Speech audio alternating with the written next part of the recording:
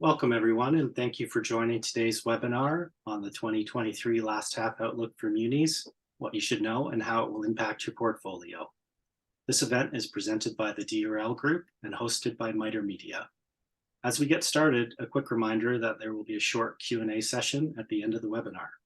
Please submit your questions through the Q&A portion of the Zoom interface, and we will try to address as many as possible by the end of the webinar. Now, we have a quick poll for you to participate in, which will be running for the first 3 minutes while our presenter, David Lesh, co-owner, trader, and fixed income money manager for the DRL Group, gives us a brief introduction. You can answer the poll questions right in the Zoom interface. I will now hand the presentation over to David. Thank you. Thanks for joining us. Really appreciate that and taking the time out in your afternoon right before a long weekend. That is who we are, the slide that you're seeing. As far as the questions and answers, if we don't get to all of them, which we probably won't, we'll reach out to you as far as the answer is concerned, and we'll take it from there. So I'll try to answer most of them, but at the end of the day, we probably won't be able to answer all of them. The poll itself, those are 3 pretty simple questions. I'll be very curious as to the overall poll results of the audience itself, because that'll help us from a standpoint of making sure that the presentation is geared properly. So anyway, thanks for joining us. That's the DRL Group. That's who we are. That slide there is for the attorneys in the room. I know there's a few of them. It is mainly for compliance, and all of this will be recorded, and you can find this on our website as well, which is drlgroup.net. And we also have a landing page as well. So the big picture, so who we are and what do we do? I mean, we have multiple decades in the bond business. I'm going on 30 years of doing this. We probably have about 90 years experience in total in our shop. I know a lot of you guys have been buying bonds for 20 or 30 or 40 years, and you also had a job doing that as well. But this is really all we do. We only do fixed income securities. We primarily focused on high grade bonds, AA rated or better. And the overall thought process is that we try to keep most of those insured. If it's not insured, then we're going to keep it AA, and we know the credit underlying.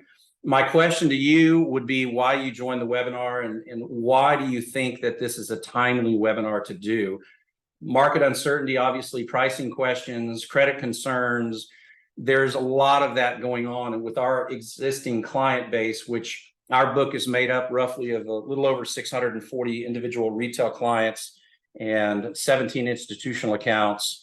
We clear through National Financial, which is Fidelity. So we have a lot of exposure in both retail, high net worth individuals, what they're thinking, what they're buying, and of course, retail from the standpoint of individuals and overall institutions as well. You know, whether you listen to this webinar for me, whether you do your own research, as I said, I've got close to 30 years of experience in this business.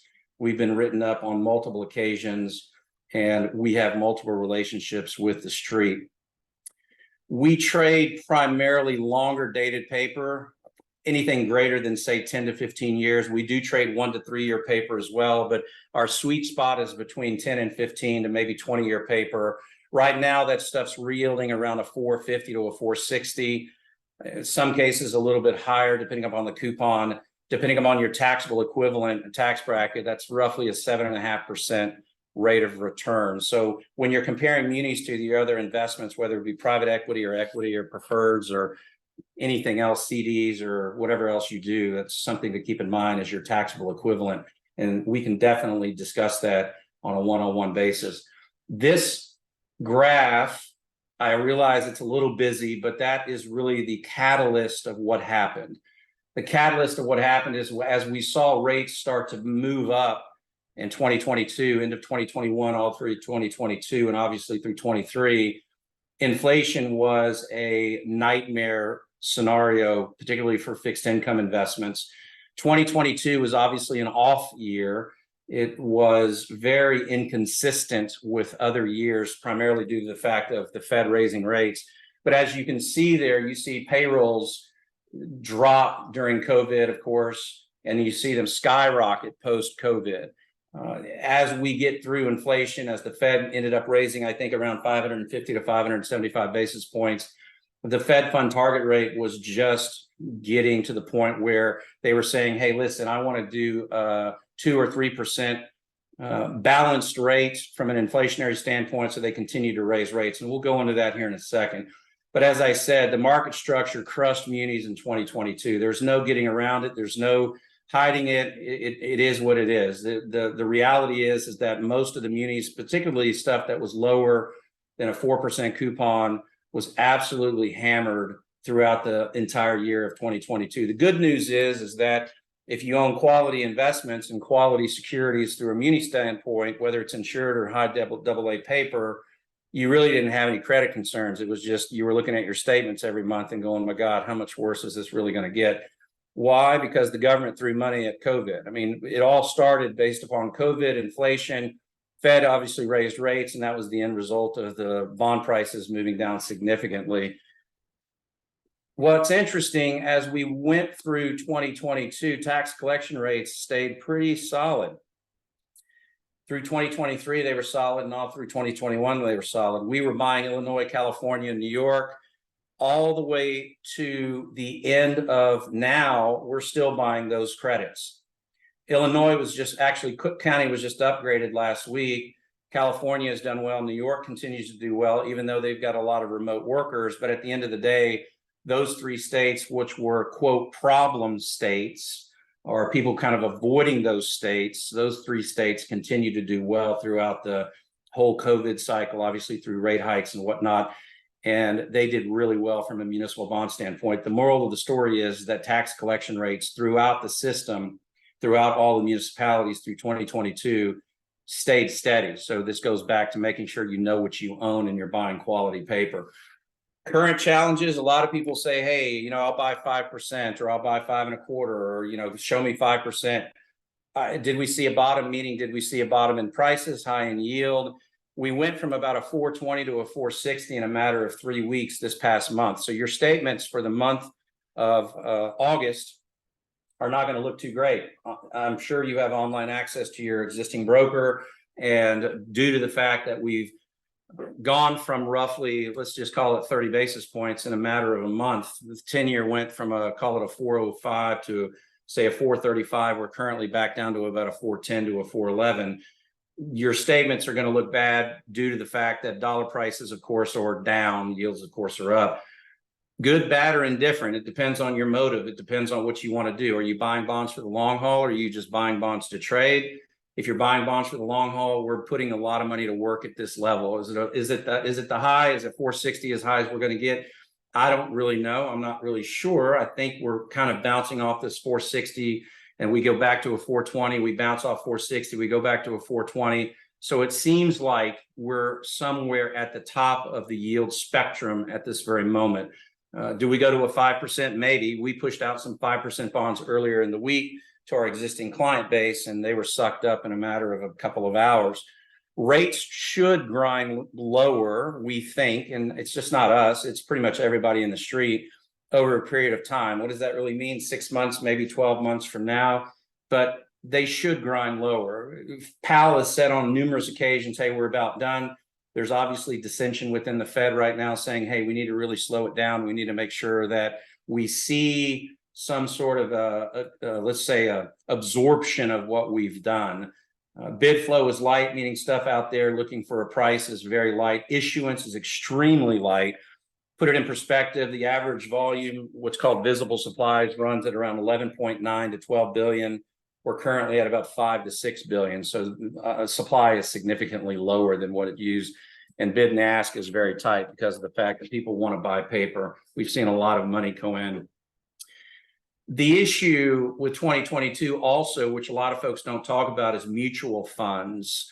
And mutual funds had huge outflows in 2022. What does that mean? For those that you don't know, you own a mutual fund, you want to sell, it's $31. You sell it again, it's 31.5. You sell it again, it's 29. You sell it again, it's 28. You sell it again, it's 27. You get the idea. Mutual funds continue to push paper out to the street, and the street really couldn't absorb all that paper. Why did they push it out to the street? They had to satisfy your net redemptions. And so what ended up happening was that it was more than double than previous year from a net outflow. We will not have a overall, let's just say, steady environment until those mutual funds stop pushing paper out in the market. That actually started in April of this year. So April of 2023, we started to see what we call equilibrium, where we see mutual funds now. You've got buy side, you got a sell side. It's matched up pretty well. You don't have this over exuberant sell side, nor do you actually have the buy side as well. So watch mutual funds from an outflow standpoint. We watch that very closely. We gauge our bids around that, and it's an important piece of data that you really need to watch from the standpoint of making sure that, hey, is another rate increase coming or going down? Dealers like us, there's always going to be dealers like us, but overall, there has been a significant decrease in the dealer community, particularly over the last 10 years for sure. Either they got bought, they didn't have a retail book, they went out of business, they couldn't keep up with the technology. Spreads have compressed significantly, which is great for the retail investor, but it's not so great for the dealers. So they just said, hey, I'm done, or they sold to JP Morgan, or they sold to whoever. The reality is that there were a lot of dealers that really relied upon new issuance paper in, say, 2018 through 2021. And that significantly went down after, of course, during COVID, but that significantly went down. And I've already spoke about what's going on in 2023. What does that really mean for you? That really means that there's a lot less expertise in our markets out there in the street. You can do it yourself. You can rely upon somebody else, but just make sure that that somebody else knows what they're doing. They've been doing it for a long time, and they've traded through various market conditions, whether it be COVID or 08 or 9/11 or Meredith Whitney or whatever you want to talk about. Fed policy is an issue. I mean, it has been an issue. I'm not going to say the Fed was late, early. Do they know what they're doing? Do they not know what they're doing? Is there dissension? Is there not? That's not the issue. At the end of the day, the curve is steepening. Shorter end paper got super cheap over the last, say, 6 months. Shorter end paper traded from roughly about a 150 to a 330 to a 340. Definition of short meaning less than 2 years, 1.5 years. And overall, that paper was sucked up by a lot of institutional accounts, including us.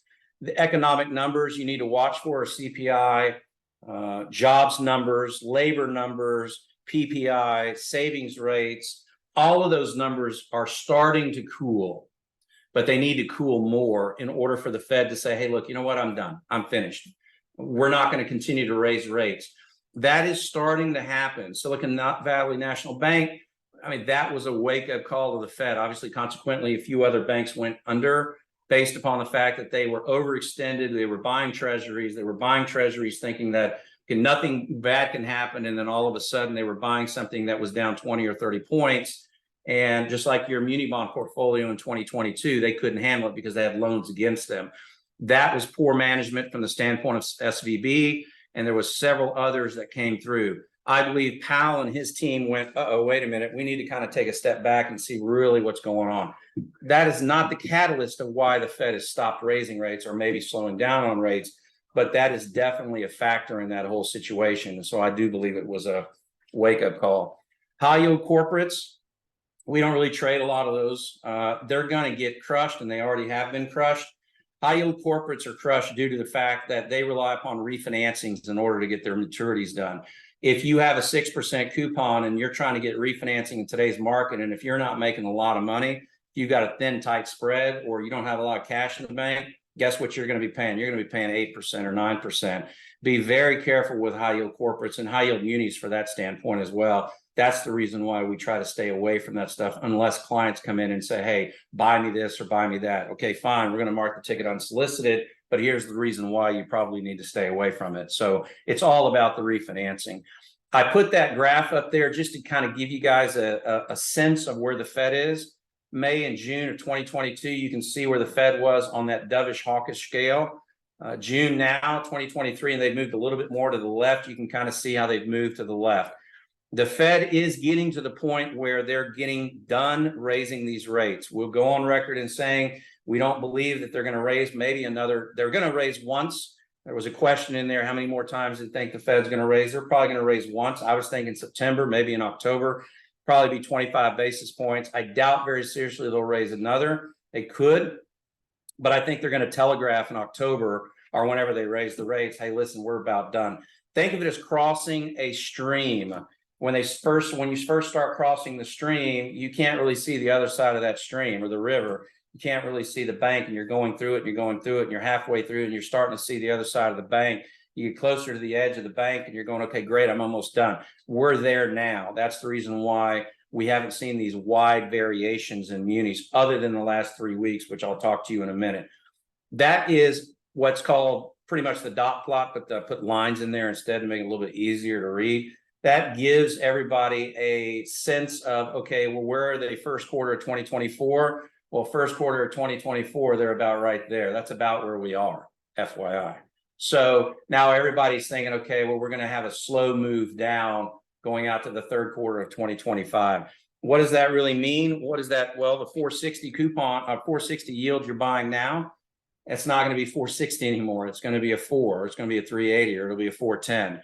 So most of the stuff that you're purchasing now, most of the stuff that we're trading now, yes, okay, well, do we go to a 5? As I said, I don't know. Do we go back to a 3? Not anytime soon. Do we go to a 4? Probably so. We've been telling our clients for a while that, look, we're not fortune tellers. We don't have a crystal ball. We're not going to sit here and tell you where rates are going to go, and we're going to pound the table and say, hey, we think now is the greatest time to buy since ever. But if you're buying for the long haul, it's a pretty darn good time to purchase securities, because you're going to lock in that yield with some good call protection as well. T-bills, treasury bills, they are on the move. We've seen them. We've gone from a 4, as I said, we've gone from a 420 to a 435, 410 to a 435, back down to a 410. We've seen this big, huge move in this stuff. Question is, why haven't munis really moved? Why haven't they tightened? Why are they still trading at about a 450 to a 460? Look, munis lag treasuries. Munis lag pretty much everything. So when you're buying munis and you're expecting them to kind of have a linear effect against treasuries or any type of other security or fixed income, it doesn't work that way. It just doesn't. So munis are going to lag. So you still have the opportunity to buy paper. Are they going to catch up? Probably so. Are they going to do it next week? Probably not. But eventually, are they? Absolutely, yes. It goes back to what your investment objectives are and how we can help with those, or how whoever else can help with those. The reality is that, are you ready to put money to work? And if so, how long is your duration? Are you really worried about it going from a 460 to a 5 or a 460 to a 3? It's probably closer to a 460 to a 3 on the yields. And by the way, I'm talking like I'm assuming that most people on this webinar buy bonds, or you wouldn't have signed up. If you don't buy bonds and you're a little confused as to what I'm discussing, give us a call and we'll walk you through it, just so you know exactly what we're talking about, so you're not kind of lost in the weeds. But I'm assuming that everybody is somewhat educated on yields and bonds and whatnot. History suggests that yields usually steepen modestly. I suspect what's going to happen is that rates are going to stay steady. As I mentioned before, I suspect that they're going to raise rates again. They're probably going to telegraph, hey, we're about done. And I think at that point in time, you'll see some sort of a rally in the muni market. I do not believe that we're going to see a major rally between now and then. So you still have some time, although it's probably a great time to put money to work. But I would say in a year from now, you're going to look back and say, golly, I wish I would have bought bonds back in August of 2023, because stuff's 50 to 75 bips lower. 2021, I spoke a lot about where bonds are now and how you should or maybe consider buying. We're 200 basis points higher, maybe even 250 basis points higher. Stuff was trading at a 2 to 2.5 to maybe 3%. 2.5% on 200 basis points, that's 4.5%. So for sure, we're 200 basis points higher still, even in today's market. We suspect that the longer end of the curve will tighten a lot quicker than the shorter end, due to the fact that it's just gotten way too cheap. We recommend buying over 4% coupon only because of the fact that you could run into a de minimis issue, which is a new rule, which I'd recommend that you look into with the IRS. Or in addition to that, a lower coupon than 4% typically hits resistance, say, when the overall market craters. So if you owned a 3% coupon during 2022, you saw how that bond got crushed as compared to, say, your 4 or 5% coupons for sure. Bottom line is, DRL is a buyer of a longer end dated paper. We are buying short paper, 1 to 2 year paper for money market type instruments. We do buy quite a bit of treasuries as well to be able to offset anything. And then we also hedge our bets with some ETFs that we purchase for some accounts that want to hedge their bets. Long-term muni issuance, let's talk about that for just 1 second. And why is that important? Well, it's important due to the fact that, okay, well, if you're in the market and trying to buy bonds and you're saying, okay, look, I'm trying to buy these bonds. Hey, listen, I don't have anything for you. Well, why don't you have anything for you? There's just nothing out there. There's nothing out there that's out there that you can individual purchase that you would want to buy due to the fact that the bonds are cheap. So issuance is extremely low, which means that there's less to choose from. That's really what it boils down to. And why? Municipalities are really looking for lower rates. They're looking for lower rates just like everybody else, and they're not going to issue money at these rates. And by the way, they have tons of cash on hand. That's the reason why you haven't seen a lot of defaults unless you're buying hospitals or lower rated securities or stuff like that, because of the fact that there's tons of cash out there. That's the inflation numbers. That's CPI. That's usually what folks look at.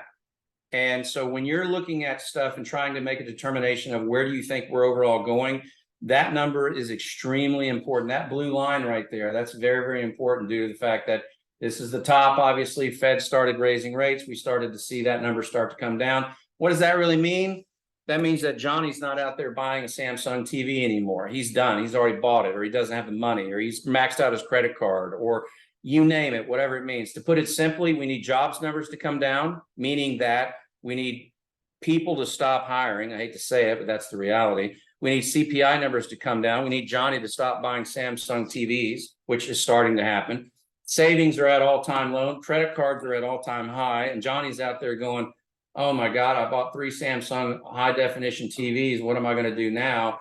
Well, Pal's not an idiot. He sees this stuff. So that's the reason why we think overall numbers are going to start to come down. Look at that graph one more time. It's very important because as that graph comes down, you're going to start to see rates start to come down too. What does that mean? Yields go lower, prices go higher, et cetera, et cetera.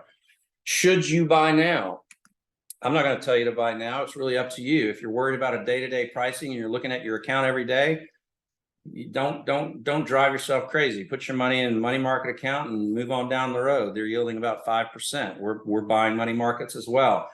Buy a 6-month CD, buy a treasury bond, buy whatever. But if you're in it for the long haul, and if you're comfortable at a 460, which is probably a 7% at least in your bracket, if you're watching this, then it's probably a good time to buy.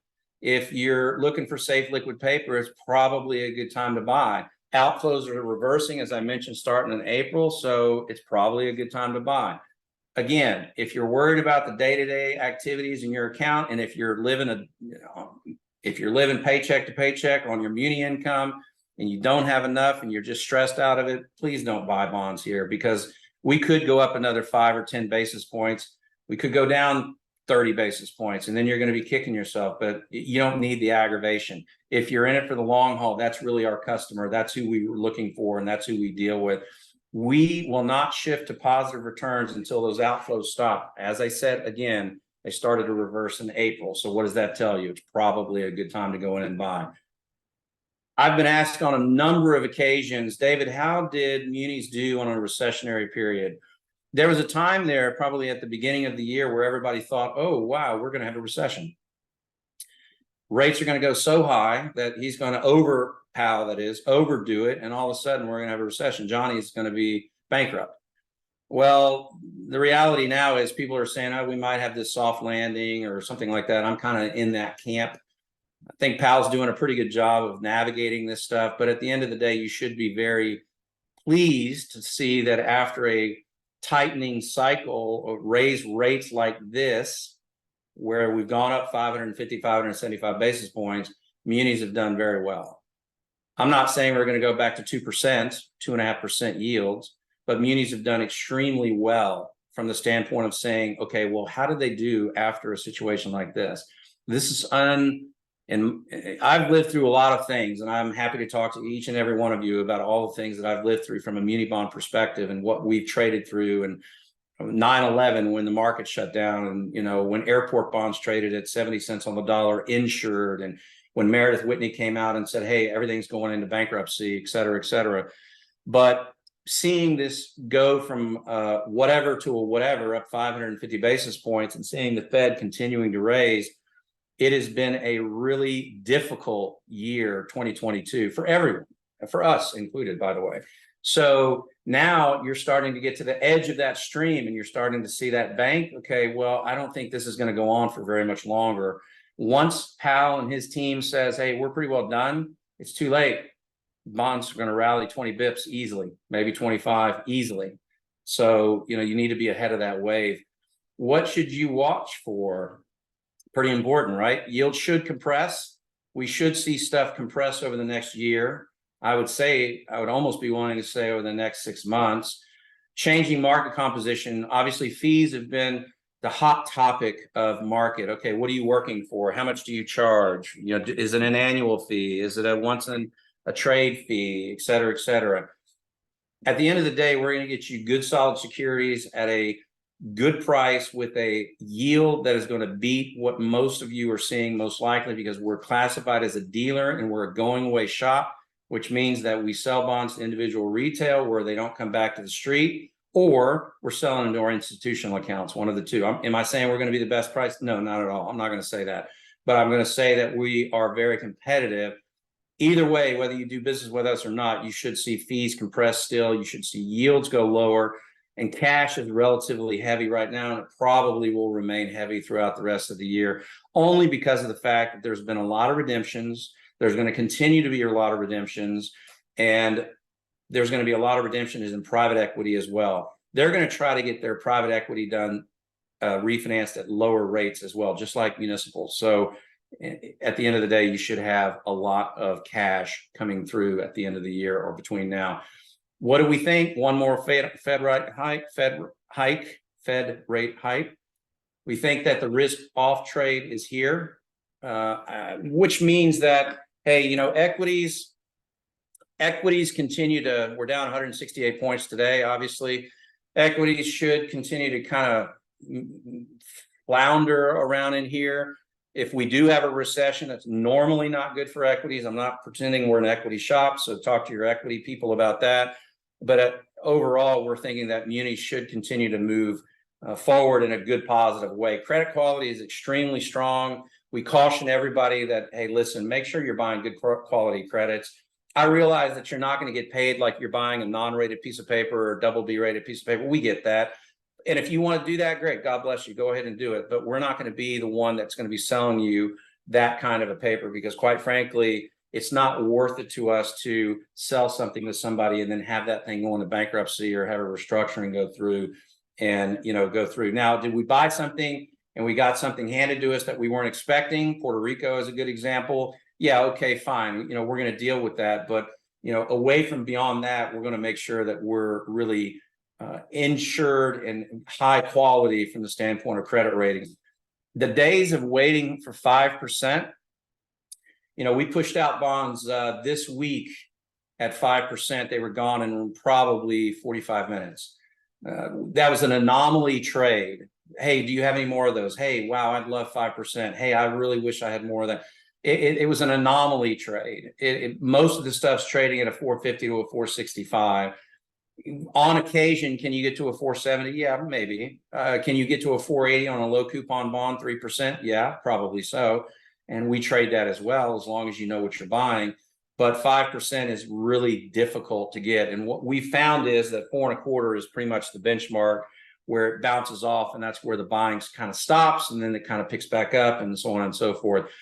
How do you take advantage of it? Well, you really have three options. You can do it yourself, which you can go ahead and do that. That's fantastic. You can use a large brokerage firm like JP Morgan or whoever, and you can talk to whoever you want to talk to, and whether they have experience in the market or not, I don't know. Most of the time, you're going to call and you're going to get somebody and they're going to say, hey, let me go check. I'm not sure. Or you can use somebody, a boutique firm, whether it's us or anybody else that you're using. And this is not a plea for DRL, but you can use a boutique firm and you're going to see greater flow of paper, lower markups, and you're going to see a personalized service that's going to be really catered to how you want to be communicated to. Do you want to be communicated to daily, weekly, quarterly? Do you want to see market updates? Do you not want to see market updates? We publish something every Tuesday and Thursday on the market. And on occasion, we'll publish something that deals with the market if it is something significant, Fed rate move, so on and so forth. So you really only have three options. Execution is really big in our shop. We're very, very data dependent. And I know that's a buzzword because most people have been saying that about the Fed, but we're very data dependent and technology driven. And we're very cautious about execution. We have accounts looking for paper. Hey, what do you have? What do you have? We don't have anything that's going to meet your criteria for one way or another, whether the price is too high, the yield is too low, underlying is too low, the yield maturity is too high, long, call dates aren't what you're looking for. Or conversely, hey, you know what? At the end of the day, we have something exactly what you're looking for. And I'm not going to call you. We're not going to call you and waste your time. So we're going to find a paper that's going to be your expectations, what you want and what you're looking for. Obviously, we monitor the markets. We subscribe to all the feeds out there. I would say a lot of the bigger BDs do, for sure. BDs are broker dealers, but we have an execution on an electronic platform that really executes most of our trades, whether it be for institutional or retail clients going back and forth from interdealer to interdealer. We're very specific about execution and making sure that the client receives. And quite frankly, you should be too, whether you're dealing with us or anybody else. We walk you through and we're answering the tough questions. What does that really mean? Well, we don't pussyfoot around. I mean, it is what it is. If we don't know the answer, we're going to find it. If we tell you that you might be subject to AMT, then go talk to your tax advisor to make sure before we sell you an AMT bond. If you're comfortable buying a 3% coupon that might hit the de minimis, then let's have a discussion about that. We're not giving you tax advice. Talk to your accountant about that, but just make sure you know what you're buying. If you're buying NATL insured paper or MBIA or AMBAC or FIGIC, you need to make sure you're buying that stuff that's good with a good underlying. Make sure that you're talking to whoever you're talking to, that you completely understand what the insurance is. Not all insurance, just like everything else in the world, is created equal. You need to be sure that you know what you're buying and make sure that that insurance is good. We will discuss credits with whomever wants to discuss credits. What does that really mean? That means make sure that you know, again, forget about DRL. Make sure you know what you're buying. Fed, we've already concluded, is probably getting close to being done. We're at the end of the stream, so to speak. We see the other side of the lake. We see the other side of the river. The CPI numbers are coming down, and Johnny's finished buying the Samsung plasma TVs. Credit card debt is really high and savings is pretty low. What does that all tell you? Well, kind of tells me that the Fed is looking at this going, well, I'm pretty well done, and I think I'm getting close to not cutting rates. They probably won't cut, by the way, until the middle of next year, but nevertheless, I'm getting pretty close. So that's telling you something. And then the last thing is we have a singular focus. I mean, make sure you're dealing with somebody that has a singular focus, whether you're buying equities, private equity, mutual funds, fixed income, munis, corporates, whatever. Just make sure you're dealing with somebody that knows what they're talking about. There's a lot of folks out there that claim they're a quarterback and they can throw it to the wide receiver, but they can't catch the ball. We're the quarterback on the munis, and that's really all we tend to do, and that's all we really care to do. We really don't get into other things out there because of the fact that we really want to make sure that we focus on one singular things. We don't push products. We're very laid back, as you could tell by this webinar. We don't really sell our services, so to speak. At the end of the day, if you're looking for quality paper, good execution with good service, we can help. If you're looking for something high yield, or you're looking for an equity guy, or if you're looking for something that we don't specialize in, like a mutual fund on an equities or options, we're not going to be able to help you. And we're very upfront about that as far as what we do. That's who I am. That's our email address. And of course, that's our phone number. I have a little bit of time. I see some of these poll results. So it's interesting about where rates are going. So I'm sure everybody kind of wants to know that. 53% said higher. 47% said low, said steady, and 0% said lower. I would actually tend to agree with that. I think rates, now when I say rates, Fed fund rates, I think that they're going to go 25 basis points higher as opposed to staying steady. What does that mean for munis? I kind of think munis are going to go down personally in yields because of everything we just spoke about. How many times do you think the Fed's going to raise rates in 2023? Once. 64% said once. I would tend to agree with that. I think that that is very important to know. They could raise twice. Everybody was kind of thinking September, October, maybe 25 and 25. I don't think they do November, December. I personally don't think they do September either. So if they raise, they're going to do in October, probably in November as well, if they raise. But it'll be very interesting to see what they say after they raise in October, assuming they do, of course. The last question was, is it better to buy munis in increments of $100,000 or less? When we first started doing business with some accounts, some larger accounts, they came to us and said, you know, David, it would really be great if you only showed me 100 bonds or more. Okay, well, why, Mr. Jones? Well, because I get a better price on 100 bonds or more. Well, actually, that's not true. Don't be fooled saying, okay, well, if I buy $100,000 or more, I'm going to get a better price. With today's execution, with all the ECNs out there, which is an electronic communications network, with the dealer network out there, you do not get, I mean, in some cases you might, I'm not saying in all cases, but don't be assuming that you get a better price on, hey, I'm going to buy 100 bonds. Can you discount that price?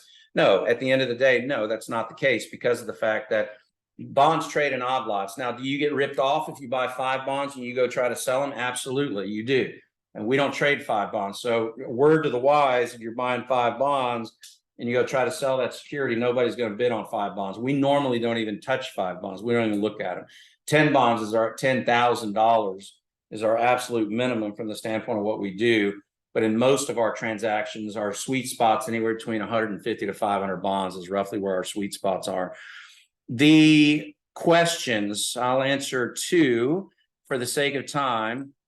One of them is it, I don't know who asked this, is it a good time to continuously add muni bonds for the long term at an above average return compared to stocks? You know, it depends on really what you're, I know it's a cop out. It really depends on what your investment objectives are. If you're buying munis for the long haul, kind of like that slide back, I don't know where it was. If you're buying munis for the long haul, like that point right there, second to the bottom, if you're worried about the day-to-day activities, don't buy them. I mean, you're going to just drive yourself crazy, because where did we go? We went from a 250 to a 450. It's like, oh my goodness, gosh, my statements look like crap. Well, if you continue to buy all the way through to the 450 and you kept plowing money into it and plowing money into it, then guess what? You know what? You've got a pretty decent portfolio. If you sat there at a 3% and said, oh, I'm going to wait till 5%, and then you never bought bonds, you have a pretty bad portfolio. So yeah, if you're in it for the long haul and you're looking for good quality paper and you want safety and security and liquidity, absolutely continue to buy paper all the way through. A bond is just remember, it's a slow moving instrument. Yeah, okay, we went up 200 basis points in a year. That's not very slow. But the reality to that is that if you look back over a 10-year period, don't look at a year or 2 years, look back over a 10-year period, continue to add to your muni bond portfolio and look back and go, okay, great, I got 5 or 10 or 15 million in munis. I'm earning an average of 4% or 4.25%. Yeah, I bought some stuff at a 250 and I bought some stuff at a 5. My average rate of return is called a 375 to a 425. That's pretty good. 400,000 on 10 million. I mean, that's pretty great. You make the numbers up. 1 million, 2 million, whatever it is, it's up to you. Will we ever see zero coupon munis return? We actually trade zero coupon munis. There's a lot of zeros out there. We trade zeros for a lot of grandkids, a lot of people that buy bonds for their, I don't know, for their mom, for their dad, for their kids, for whatever. So if you're not seeing zeros, we can show you zeros because they do exist. If you meant, are we ever going to see zero rates again, meaning like from the Fed? I don't know. That's I had a question asked to me the other day, you know, do you think we ever get down to a 0% policy? I mean, I'm not sure. I don't know if the Fed's going to do that. I mean, somebody told me the other day, well, in an election year, rates usually go down. It's like, okay, well, obviously, because in this case, Biden wants to be reelected or whoever wants to be reelected, the rates go down. Well, I don't think we go to zero. I don't think it'll be in my lifetime at least, but I could be wrong. And then the last question would be, let's see, possibility of a longer term 30-year rate going higher than short-term 2-year, 1 year less, reverting back to normal. The question is, do you think we revert back to a normal yield curve, meaning not inverted? Yes, I do, eventually. Probably not until latter part of next year. I suspect that, once the Fed says, hey, we're done, or we're getting close to done, you're going to start to see some equilibrium in that yield curve. Probably not going to be anytime soon. But I think munis are going to benefit from that too. So we'll see what happens. I am done with the webinar. I hope everybody had a wonderful afternoon, and I appreciate your time. I respect your time, and I don't want to take any more of it. If you have any questions, give us a call. That's how you reach us. We look forward to talking to you. If you have other questions and I didn't answer them, which there's quite a few of them on there, then definitely reach out to us and we'll be happy to help you in any way. If you want us to look at munis, we're happy to do that too. So enjoy the rest of your day. Thank you for your overall attention and have a wonderful long holiday. Thank you. Thanks, David. Thanks everyone for attending. Thank you.